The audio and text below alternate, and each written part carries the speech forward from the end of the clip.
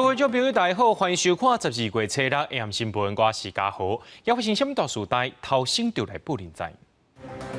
高雄某社团受国台办指示，招台民众去中国观光，甲因洗脑，叫因爱投票给啥人。目前地检署向法院申请羁押3个人。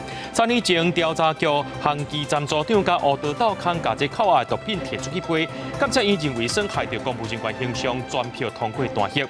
随着台北季风和华南水气通过影响，玉山气象站出现树霜，武岭地区早起有落2尊的冰沙啊。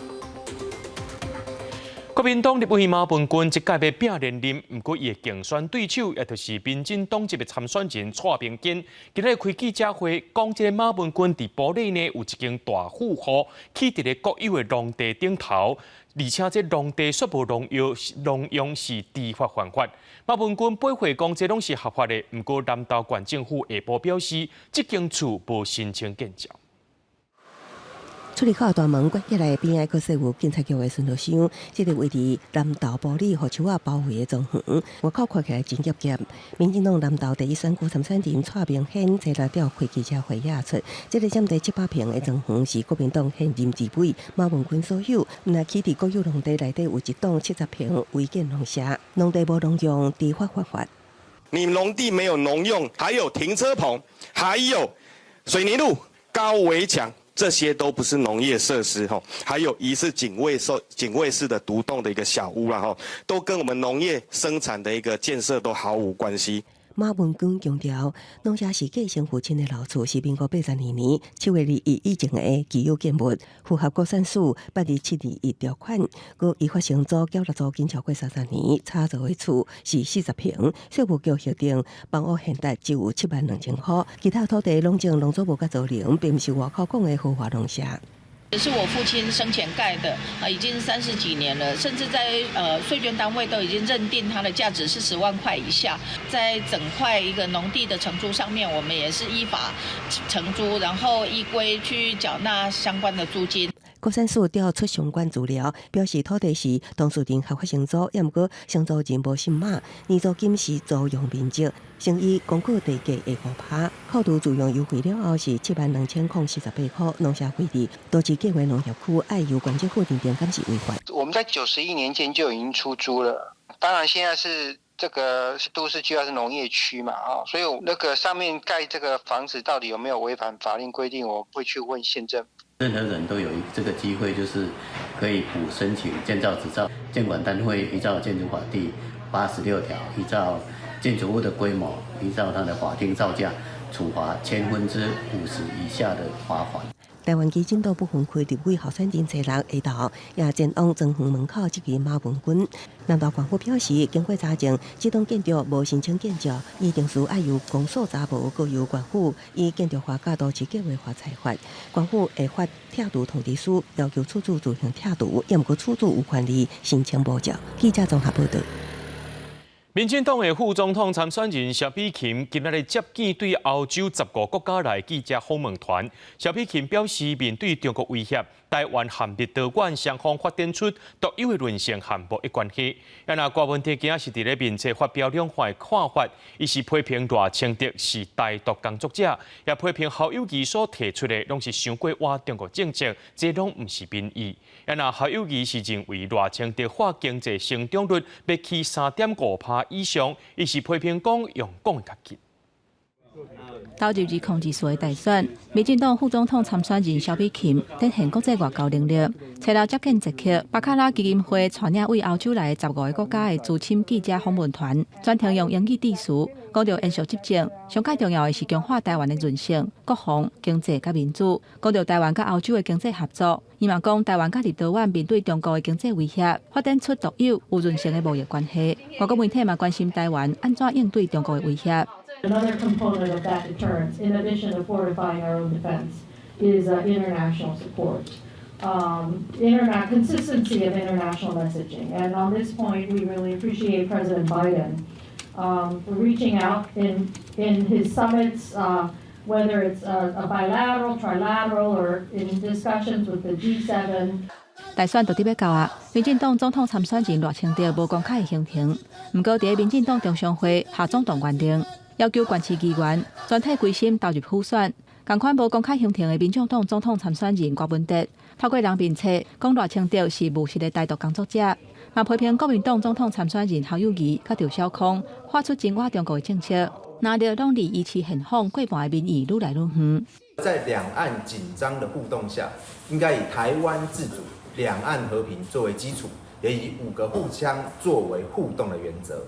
针对赖清德讲，若选调会依持台湾的经济成长率至少3.5%以上，国民党总统参选人侯友宜是直接甲喷，讲赖清德是讲遐有空无损的。民进党执政第2，毋但能源政策甲国际颠倒饼，还阁面临5大欠缺的问题，嘛无甲其他国家签订多边贸易的协议。有没有完成主要国家的 FTA？ 也没有啊，尤其在区域经济的贸易，你完全都没有参加。在这种情形底下，你如何去奢谈你的经济成长率？一旦南北合作破局，有风声讲南洋的基层化工希望会当放定禁瓜令，让郭文哲替南洋立委参选人徛台。不过侯友宜强调讲，照党中央的规定，伊会团结所有的力量，全力拼落。记者综合报道。屏东检警查到今年头一件总统选举的搅盘，是一个姓余的组仔头，伫今年7月到11月，或者搅卡来拔总统大选的结果，已经有4亿5千多万的规模。检方复审了后，认定这组仔头违反选罢法和拔搅罪，而且伊罪嫌重大，有串通口径逃亡记录，已经去互羁押禁见。总统甲立委选举只剩个外月，第2个党候选人无用走行程邮票的时，检警2当地乡查到屏东今年头一件总统选举插缴，测试调查几位接缴卡收缴本的嫌疑人了后，对查证据抓到姓吴组头。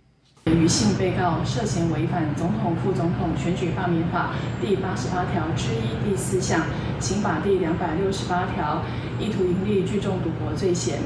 犯罪嫌疑重大，有勾串共犯证人、湮灭证据及逃亡之余。检方认定组头犯罪嫌疑重大，初5向屏东地方法院申请羁押禁见核准。经过了解，这个组头伫今年7月到11月陆续接缴卡，针对明年初总统大选插缴达到1万块，插特定总统候选人流票数10万票，初步检视缴本规模超过4亿5千万。赌盘目前是没什么让法啦，互相都说领先啦，大概就1比1啊，目前这样50万票吧，到底会玩到哪里，我们不晓得啊。组合刚登记完啦。有组头讲，总统甲立委选举各地区拢有人咧插缴，因为大家拄着选举，各地区就传出有人咧插，为着避免影响选举，检警加强稽查，嘛呼吁民众勇敢检举，做伙维护选举的公正。记者综合报道。3年外进前，调查局的航机站有把这6公斤半安徽他边扣起来。不过，这毒品消失3年了后，去年却雄雄伫咧库房找到。虽然是有找到回来啊，不过也发现讲这组长持续量高解和乌道交结，把这寡毒品摕出去卖。虽然已经甲技能期大过加编辑，不过监察委员认为，伊严重破坏公务人员形象，毒品也危害民众健康，维持情节重大，全票通过大协。8月查起毒品有公路协照，调查局航机站组长齐作良为着要趁紧钱行歪路，拿掠刀兼卖毒，交结帮派分子多卖口岸毒品，趁上亿。监委认定大大挫败调查局形象，和毒品留伫外口，危害民众健康，全票通过单协。徐树良他监守自盗啊，外面的黑道勾结，然后换出这些查获的毒品去贩卖，非常不应该。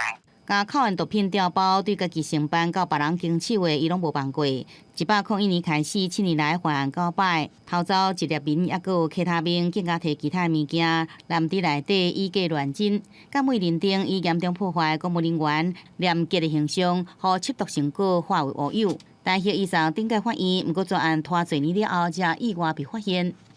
确实是对调查局造成相当大的形象的伤害。前调查局长卢文忠这摆伫镜头前下失礼，因为航机站加6.5公斤安徽他兵放无去。经过内部调查，一度指向起诉量，不过毒品搁伫消失3年了后，雄雄伫库房内底找到。当时负责保管的调查官将命令假造不实资料，上级副主任林胜志也知情不报，无伫监督。对口岸物件保管真放松，2人也被提起单协。我会要求所有的法务部同仁及所属的相关人员一定要铭记在心。我们也会使用例如科技的 RFID 做有效的管理。法务部讲已经加严管理强化人员的教育，调查局是会用尊重监察院决定。只是就算起诉量涉贪，一审加伫审理，不过伊早放弃2大句来免职。这回佫送职务法庭去谈点袂到，最后也是毁掉家己的前程。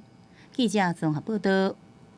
协行前会识得了，国内一间卫生的工程行，顶个月奉查到讲，业者无许可证雪体连续餐饮，连续餐饮就亲像河州中这块企业呢，长期伫处理垃圾油，甚至个遮个物件偷倒伫咧排水沟已经封羁押，检调追查了后，因个私底下伫咧清运重金属、电镀用液等有害事业废弃物，甚至个遮个物件呢偷倒伫咧溪埔这块所在，乌心钱赚5亿元。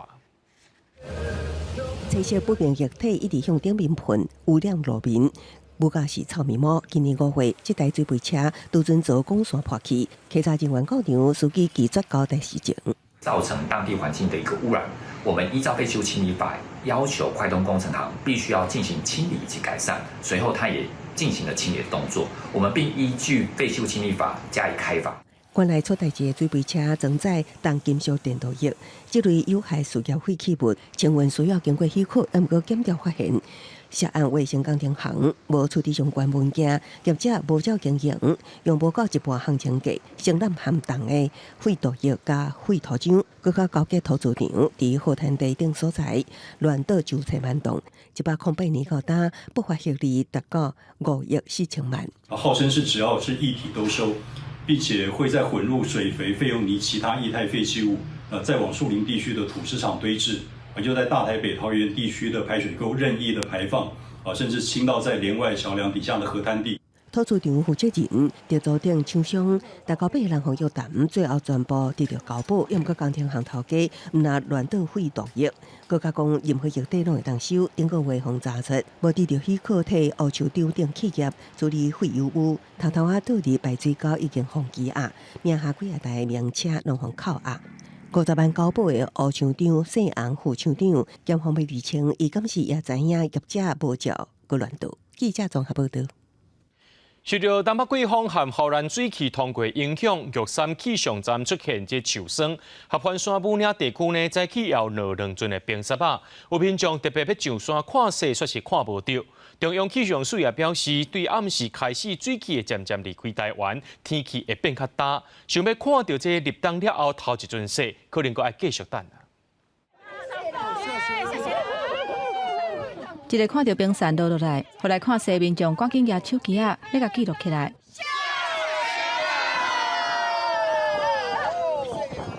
车到东部以北的关山，因为低温甲水汽有够，早起8点，合欢山武岭落冰山落3分钟，再来9点40阁落7分钟。为高雄上北来看雪民众讲，这个看到雪是赚到啊！看到雪感觉怎么样？很高兴吼，太高兴了。那合欢山武岭出现冰山，玉山气象站嘛出现无常。不过这几天雨就无歇。在桃园复兴区北环公路第7线41.8公里的所在，车5出现落石，差1点就讲到施工的工人，边仔的车嘛行一个赶紧落去。较载无人受伤，不过因为安尼路转袂通，一直到今仔日才恢复通车。气象署讲，会会开始水汽会偷偷离开台湾，转做是大冷的天气。北方的干空气逐渐南下，所以明天降雨的情形只有在宜花东一带有一些零星的短暂雨。那后天的时候呢，这个大气环境更干，只有在东南部地区有一些零星的短暂雨。气象署表示，后礼拜2东北季风增强，台湾会阁转做淡湿凉冷的天气。那今年寒人当时有机会会落雪，专家讲后礼拜6礼拜会大范围降温。要看水汽敢有达到落雪标准。冷空气是有一定的强度，但是水汽的部分可能就还要再观察。如果说只是迎风面东北部这种迎风面的这个降雨的话，其实中南部的山区都是好天气哦，那要出现降雪的机会就比较低。后礼拜6礼拜敢是会落雪，也会等后礼拜1或者是拜2才会知影。若是可能会达到落雪条件，爱看雪的人百面会阁出动，等待迎接落雪美景。记者综合报道。宜兰清水地热园区的地下温泉水管线呢，因为这温度清出来，这个水烟呢，大概拢有70度遐悬，有一寡民众无细力去防烫着。不过园区表示讲，这款的情形无严重，园区会休困一天改善供线。来到清水地热园区入口，会当看到告示牌提醒园区进行地下供线调整，休园一天。就算官府已经提前公告，也是有游客被走一抓。不会网络上面没有扣，慕名而来。是哦。官府需要调整地下供线，是因为在地园区最高来的温泉水管温度拢真悬，拄着雨水的时会清出大约70度的蒸汽。最近传出不少游客经过沟仔的时阵，互蒸汽烫着伤，多数是儿童。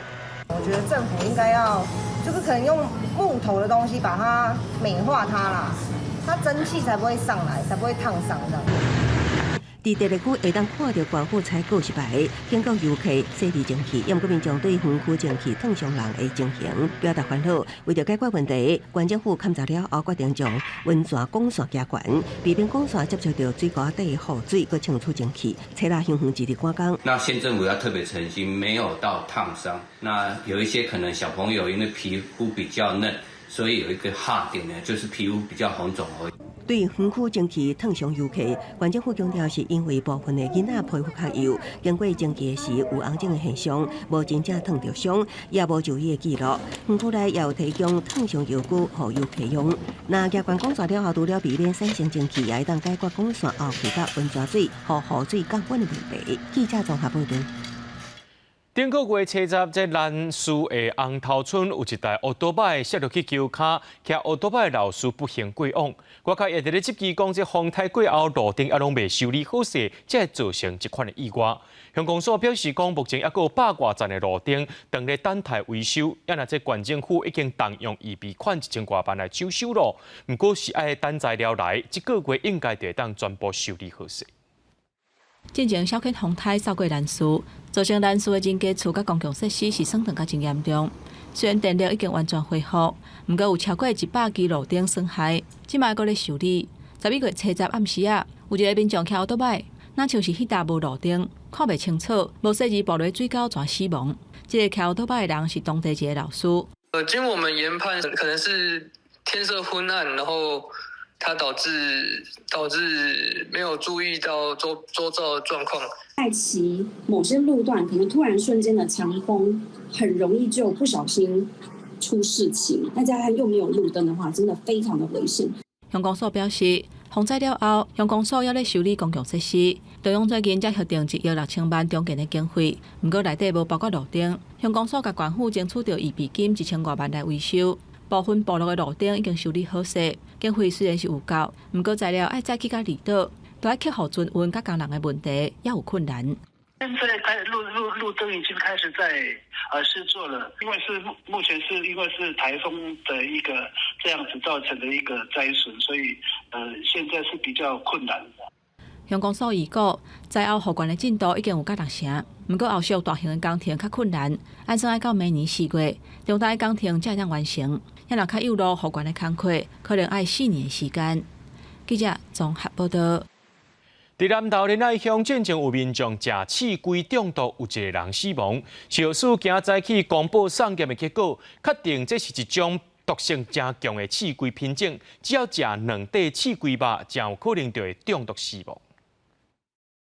那家居住刺龟食风险真大，南投仁爱乡伫最近有民众收到朋友送的刺龟，家己煮食了后，佫分亲戚朋友食，结果众人拢出现喙、骹手的疤无力的情形，送病急救，造成1个人死亡，8个人受伤。代志发生到即马，市药署公布送验的结果，是一种毒性真强的月尾兔头豚，敢若食2片3-4片就可能中毒死亡。生鱼片的部分，我们测出来它的毒素含量是每1公斤134.3个 milligram， 我们把它换算成ppm 的话，就大概是134个 ppm。那我们有去量测，就是从卫生局送来这些生鱼片，它的鱼肉每一片鱼肉重大概就是在10克左右。刺龟的毒素是神经毒素，强度差不多是氰化钠的1000倍以上。就算是煮过，也无法度破坏毒素，而且无解毒剂。月尾兔头豚伫台湾市周边的海域拢会当看到。伊的尾流是深月形，不过毋是每一只拢有这种特征，要分辨较困难，所以容易无细腻食着中毒。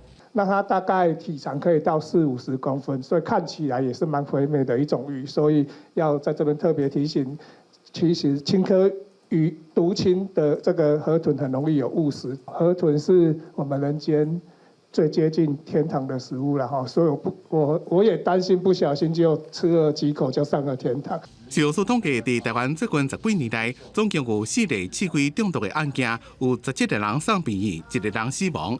在日本虽然有针对料理刺龟采取认证科学的制度，不过10年来依然有上百件的中毒案件。虽然国内即马是较保留，目前上安全的方法就是餐厅卖卖，民众卖食。记者综合报道。带观众朋友来看这新闻，讲到这美国总统拜登伫礼拜二表示讲，前总统 Trump 若准无要出来选，伊就无确定明年敢会继续来拼连任。伊是搁再强调讲，一定要阻止 Trump 来做总统。不过，伊是搁再向媒体表示，伊目前为止呢是无退选的拍算。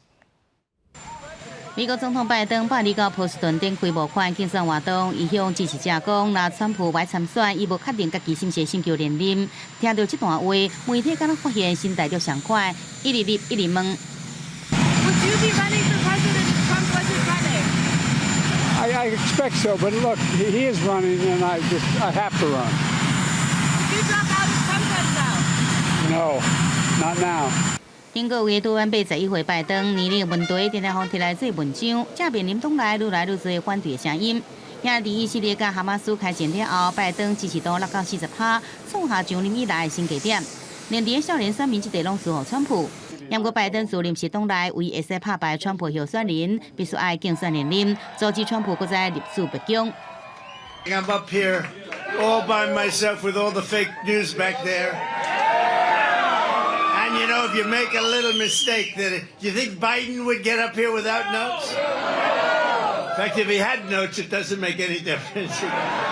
川普伫拜六到共和党党内初选的第一站爱荷华州造势，伊一边讲拜登，一边拍党内对手德桑提斯，讲德桑提斯敢若像严重受伤的鸟仔，声势才一直落。因来对着爱荷华州州长表示支持的德桑提斯，民调输川普一大截，即阵策略是不爱互川普全部拢赢，家己就有希望。爱荷华州初选会伫1个月15顶场，全共和党内参选的人剩5个。拜三举办最后一场初选的辩论，川普依然是不爱参加。公视新闻张惠敏编译。非洲人口上济奈及利亚伫咧卡杜纳州的民众呢，初三当咧庆祝穆斯林的节日，却常常受到这无人机的空袭，上无有85个人死亡，60多人受伤。军方也承认讲，因掠准这是恐怖分子伫咧集会。总统要求军方要赶紧调查这件代志的前因后果。和军方无人机误在遇难者尸体准备要来，在生的时阵所穿的衬带一个贴做伙，家属真伤心。本来正欢欢喜喜要庆祝穆斯林重要的节日，却遭受空袭，家族的人就此就应变，也有家族一家伙仔失去10几个囡仔。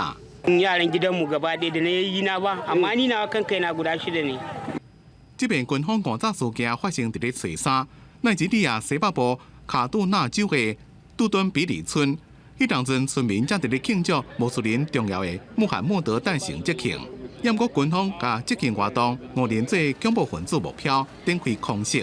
这边空袭除了造成85个人当场死亡，还有66个人送院治疗。对这件误炸意外，内阁总统提努布下令展开全面的调查，国防部也出面道歉。Prevent such an occurrence happening again in the conduct of our operations going forward. 伫咧非洲西部的奈及利亚是非洲人口上济国家，自2009年开始，伫西北部就一直面临着伊斯兰圣战组织的威胁。圣战士透过制作恐怖攻击，绑架村民来要求赎金。军方10几年来一直伫咧进行反抗的行动，已经造成这个区域4万人死亡，200多万人无家可归。因那一再发生的误炸事件，让人看出内国军方的纪律甲威信已经完全袂当信任。Given the frequency in such incidents, Nigerians have lost faith in security operations across the country. 根据奈及利亚政治情报机构的统计，自2017年到即马，已经有超过300位民众伫军方的误炸事件当中死亡。包括2021年有21位市民和军方炸死，也拿吹哨的误炸事件是历年来上严重的一遍。公视新闻金万庆编辑。第28届联合国气候峰会本地12被捕，说针对渐渐淘汰化石燃料的讨论进度是无啥顺利，包括着中国和沙烏地阿拉伯拢无支持这个方案。另外，美国是推动国际合作发展核融合的技术，希望这供应链甲法规会当渐渐完备，扩大无碳能源的使用。2023年是有记录以来上大的一年，出席今年联合国气候峰会的200多个国家，目標定出減緩氣候危機的行動計劃。不過第一版協議草案提出，逐步減少使用化石燃料，稍後石油大國沙烏地阿拉伯堅決反對。那第7個提出的第2版本內容，改列3個選項，除了意思逐步淘汰石化燃料，第2選項是加速淘汰無使用碳收集技術的石化燃料，最後一個選項是完全無講到相關內容，受到中國加沙烏地阿拉伯的支持。And so phasing down is not an option. One, it is simply not enough to meet the crisis. It is not ambitious enough. It is not bold enough. 根據國際氣候行動組織聯合發布的報告，今年至少有2400個支持化石燃料的遊說團體登記出席氣候峰會，比去年增加4倍較濟。那往年伫氣候峰會場外，會當講攏會有環保團體舉行大規模示威，今年這個活動煞予主辦國阿拉伯聯合大公國禁聲。The transition oil and gas will remain for quite a long time. Some people outside will say it's not enough. I think it's really worth. 美國是伫大會宣布推動國際參與發展核融合技術，作為新的零碳能源選項。核融合透過氫原子結合成海，過程中釋放真大能量，被產生放射性廢棄物，方認為會當取代化石燃料作為日常使用的能源。美國毋望未來伫核融合研發、供應鏈加法規定5個領域會當有更加濟國家合作。公視新聞兩岸編譯。羅西亞這幾天的溫度一直咧落，莫斯科出現真罕見的大風勢，一天的勢呢會當落超過35公分。然而西比利亞東北方的羅西亞哈薩克共和國，這5天就降低到零下58度，規個城市攏變做是冷凍庫同款，物件攏結冰啊！羅西亞薩克共和國佇西比利亞東北邊，初5嘅氣溫有加攝是零下58度，比前一天佫較低。規個城市氣候一煙閣一煙的雪甲霧搭調咧，街路兩邊邊的積雪是足真高，過路人穿袖仔包甲密密，才講兩句仔話爾，喙手就水結霜。Мне на самом деле по ощущениям не очень холодно, потому что я хорошо подготовился и купил хорошую одежду правильную. Вот. Если бы я не готовился, приехал как обычный турист, там, в чем хожу в Астрахани, допустим, здесь бы я тут же замерз там, буквально за 10 минут, наверное. 來遮體驗極度低溫的遊客，雖然阮趁手機啊，佇超低溫的環境之下無法度正常運作，不過也是真歡喜會當體驗零下50度的滋味。佇這款的氣溫之下，市仔的魚販啊、賣魚啊，全部攏凍甲電酷酷，賣屬是天然的冰毒。佇當地已經住45年的民眾講，早就已經慣死薩哈寒冷的天氣，而且真正穿的少的衫，有影真重要。Конечно, холодно, но, как еще в школе говорили по-английски, no bad season, то есть нет плохой погоды. Надо такую качественную, подходящую одежду, чтобы соответствовала погоде, и все тогда нормально будет. 這幾年受到地球暖化的影響，薩哈較少出現零下50度的低溫，應當站嘛真罕見出現冰洋期的現象。一個到12月天，薩哈閣測到零下50度的氣溫，初4暗熊降5度，比首府閣較北邊的奧伊比亞空，初5測到零下58度。氣象預報講，受到濕度甲透風的影響，室外體感的溫度甚至有甲零下63度。公視新聞張淑芬編譯。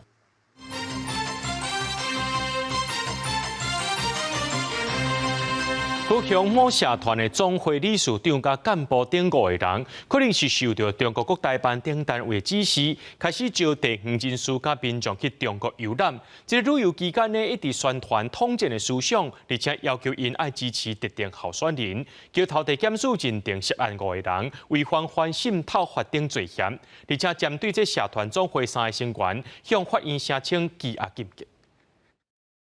穿红甲的姓张女子奉带上车，伊是高雄三明区某社团总会理事长，主要关怀协助两化民众生活、就业等方面。因过检方怀疑伊涉嫌违反反渗透法，最后再去到办公室搜索和查找相关物证。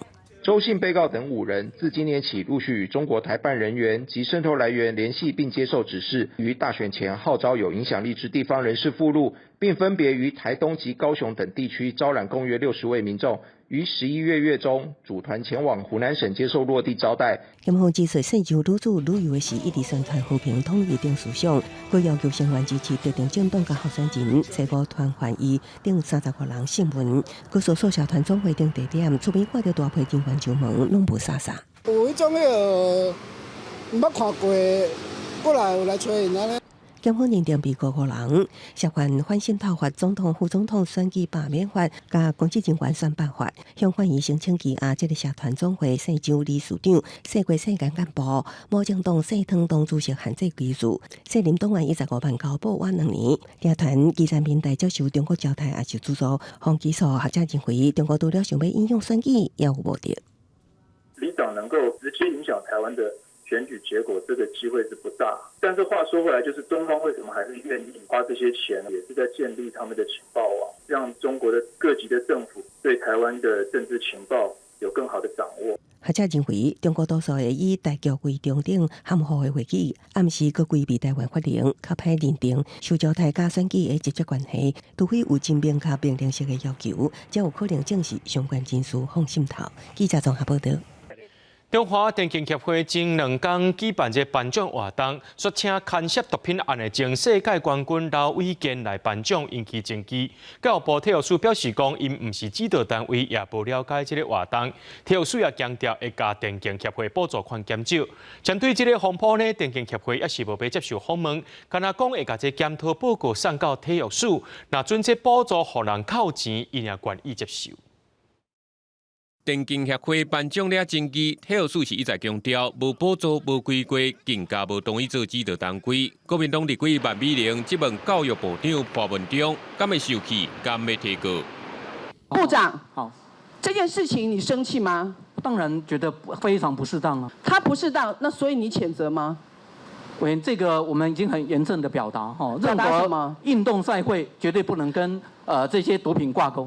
万美玲认为教育部无提告，嘛无出声谴责，态度受过软。质疑是因为协会理事长甲立行有关系，才会安尼。连补助款自81年开始，就明显增加。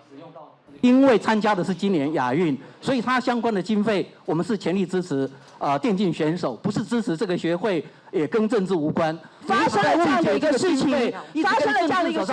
部长应该要拿出你的态度来。我的态度就是不应该跟政治化的谴责。潘文忠是一再反驳，甲万美玲2人是一句来一句去。潘文忠是搁再讲明，协会无经过同意就挂名，未来严格规范，而且有适当处置。也若体育署长陈世忠伫咧询答的时嘛表示，协会内部有咧讨论敢要处分，体育署嘛建议要提减电竞协会补助款。记者综合报道。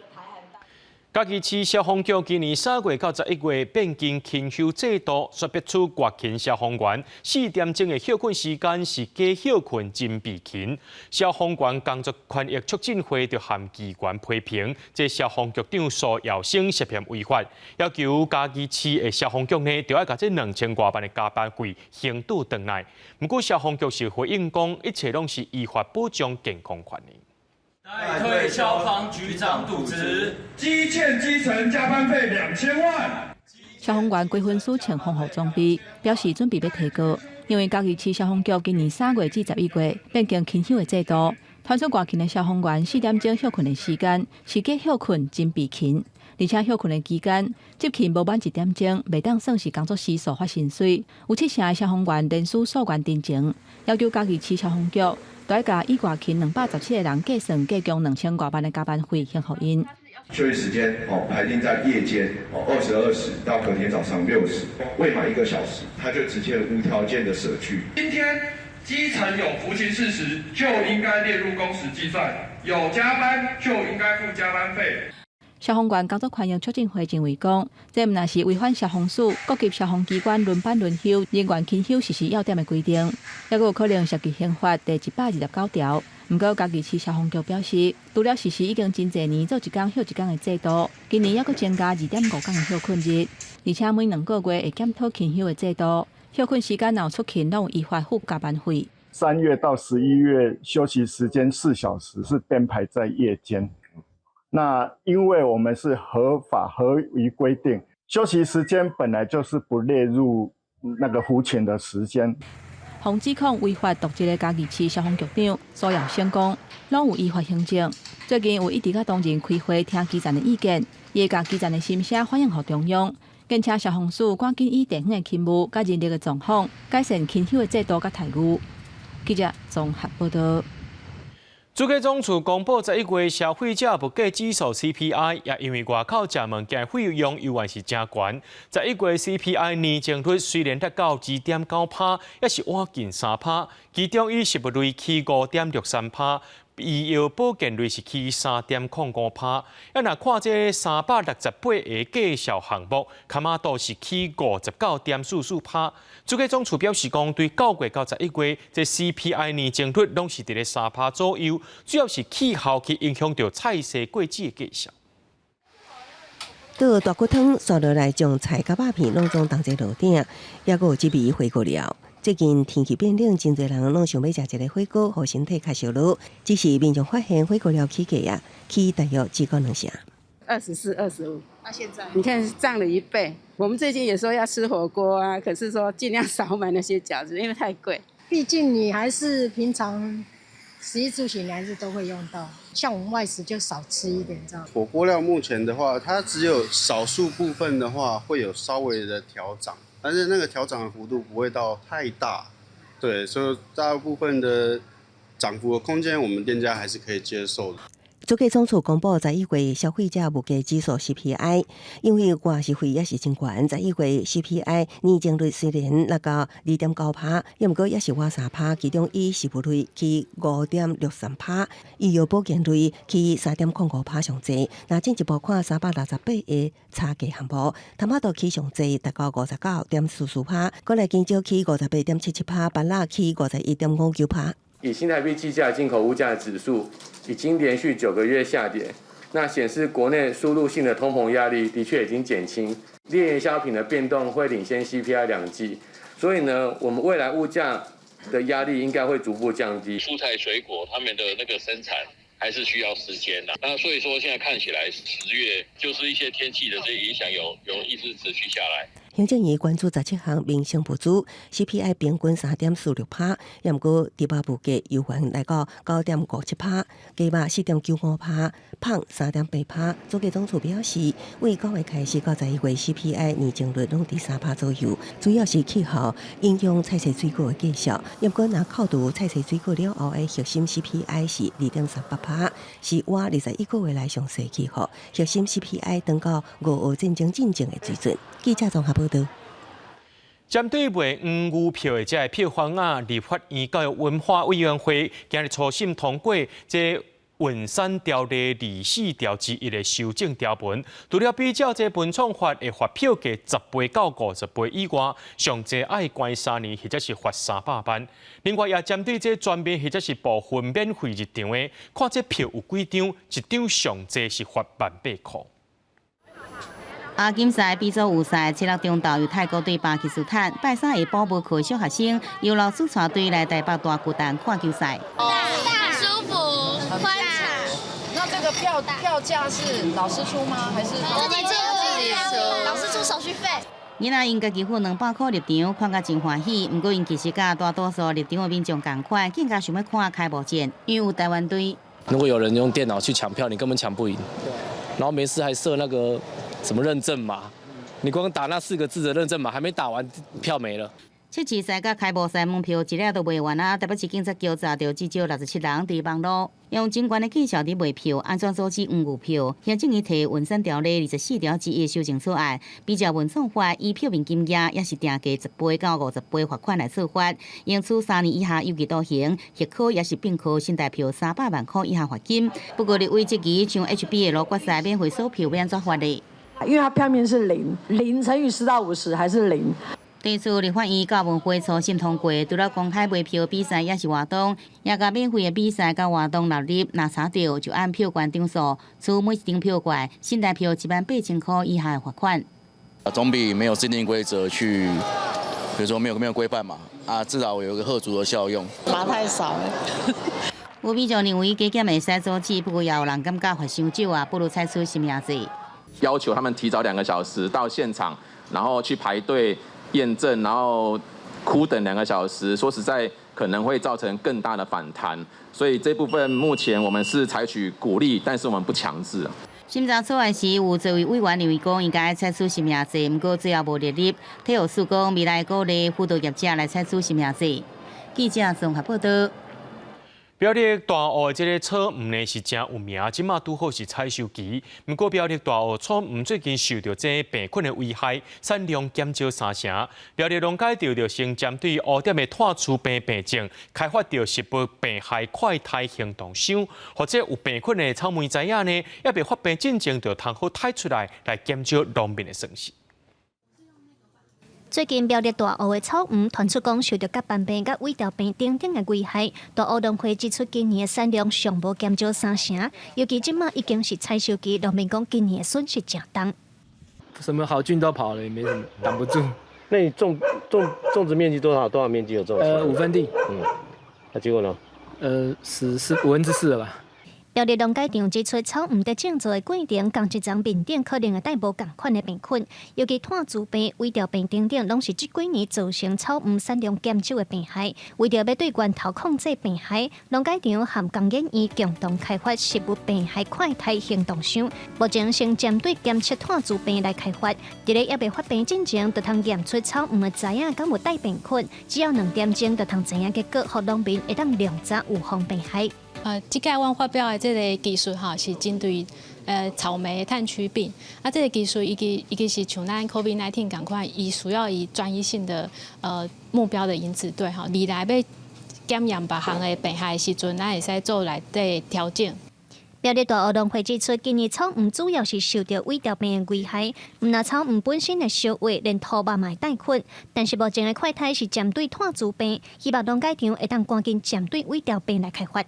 就是有去快筛过，然后检查的话，当然会比较好，会改善啊，植株啊。我们希望是它有一些好的资讯、好的方法，能更透明化一点点，能让更多农民来知道啊。苗栗农改场表示，胃条病目前也无真好的药丸会当处理，所以下来会针对胃条病继续开发快筛，互带病的知影会当伫咧也未大涨的时，就先检出来减少农民的损失。今年卖含农试所、药毒所等单位合作，针对病害较严重的产区去辅导改善。记者卢尚如、郑俊佑台北报道。高雄大庇湖是袂当钓鱼的，不过这几天煞有人去遐偷钓，佮甲钓鱼的影片抛上网络。水公司表示讲，这款行为已经违反着水利法，相关会当罚到5万块。只是讲，这去年开始呢，大庇湖的保测总队警力特例，即马交予保全负责，这执法效果变甲真歹。2、3位钓客围伫大庇湖边啊，因为涂骹有一只要1公尺长的白石大头鲢，明明湖边就过失败，规定遮袂使钓鱼。毋过这几个人偷偷来遮钓鱼，搁用手机录影铺伫线顶，引起大家讨论。